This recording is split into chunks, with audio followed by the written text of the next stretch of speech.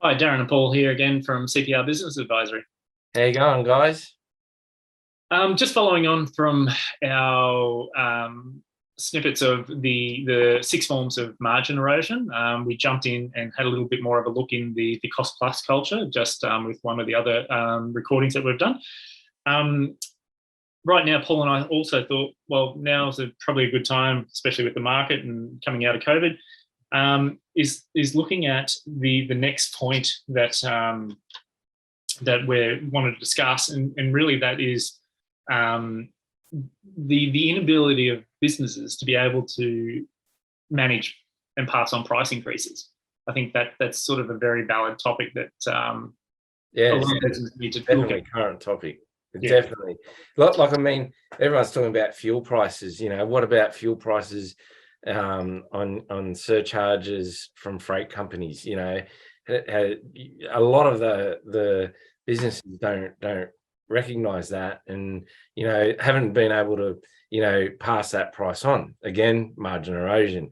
And is there a way that you can pass it on? Is there a lot of people might say, well, we've got free shipping for X amount. Well, X amount of sales. Well, if you might need to drop that back down a little bit to cover some of that increased freight cost that it kind of sneaks in. It's the fuel levy's gone from 25 cents to 34 cents. Oh, right. Well, we didn't know that.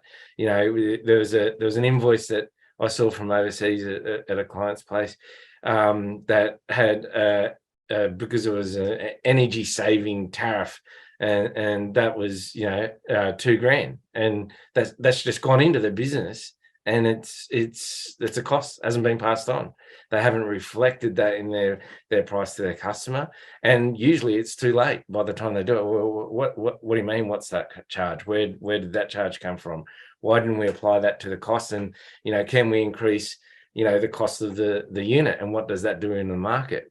Oh yeah, definitely. And I mean, that sometimes comes down to how businesses manage their supplier agreements too, right? Coming out of COVID, like we've been in lockdown, everyone knows that material costs have basically started going through the roof, and that's been driven by, like you sort of mentioned, import duties to freight and everything else, like the fuel levy. If you don't manage these internal contracts to understand the price increases that are being applied to you, and then understand them and clearly be able to then pass them on to the customers, well, then you're just effectively taking what potentially was a good revenue stream pre-COVID, and then post-COVID eroding that, so that you'd be lucky if you're breaking even. And I think that sort of flows into the next point that I sort of like to raise. And a lot of businesses assume that you can go in and you can just do an overall price increase of say 5 or 10% across all products to all customers, and it's going to work. I mean, in reality, that's not the case. I mean, you'll end up finding that you'll inadvertently overprice some products if you've got more than one product line that you're selling to customers, which basically will mean that you're going to be more expensive in the current environment in the market, and your competitors are basically going to get all your sales. So you're going to lose sales through that. Or what you're going to do is you potentially can underprice some of your high value items, and therefore just erode margin that you could be making on a high value item that you're selling to customers. So one price does not fit all, and it won't fit all customers. So I think you need to take that into account as well.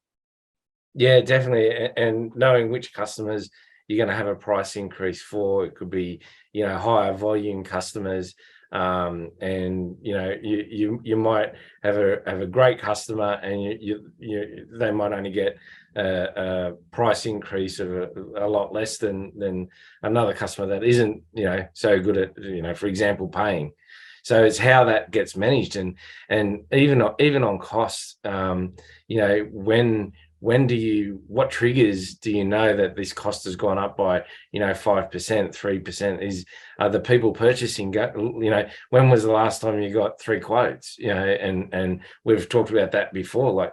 And then if you don't have to pass the price increase on because you can get a comparable product or like for like product cheaper, well, that's how you manage it. And even if you do get it cheaper and you can still pass it on, well, you're doing very well there. Oh yeah, definitely. And I think it's the old saying, you set and forget. Like It's the biggest margin erosion in most businesses. You set and forget and think that everything's going to be fine. It's like, no, it's not. So no, and it always comes as a surprise to everyone. Oh, is that how much it costs? Really? Like, and it's always after the fact, and it's about being proactive and putting some controls in place that you can measure. You know, if my price goes up by 3%, what happens? Who do I tell? Where does it go? Quite often purchasing goes, well, that's the price. They don't go and say, well, you know, or whoever's setting the sell price going, well, the price has gone up by, you know, our cost has just gone up by 15% because of COVID and we can't get it. But that information, how does that information in the business get to the pricing, sales and marketing and finance departments to make those decisions on price changes and passing it on? Oh, definitely. And I mean, yeah, they're all very valid points. Now, we wanted to keep this short and sharp to ensure that people don't just get bored listening to our own voices. I know we do. If you want to learn more or basically see what Paul and I can do or how we can help you, by all means, jump on our website, which is cprba.com.au. We have questionnaires on there for you to do little snippets on. We've got a few free reads as well. So by all means, jump on and have a look. And there's an appointment set up. There's a free consult there that just to have a chat. If there's, you know, quite often we talk to businesses and just give them some ideas and we don't hear from them again, and others we build a great relationship with. So having an appointment is no obligation. Yeah, exactly. Anyway, have a great afternoon or great morning wherever you are. Okay, see you later, guys. Have a good one.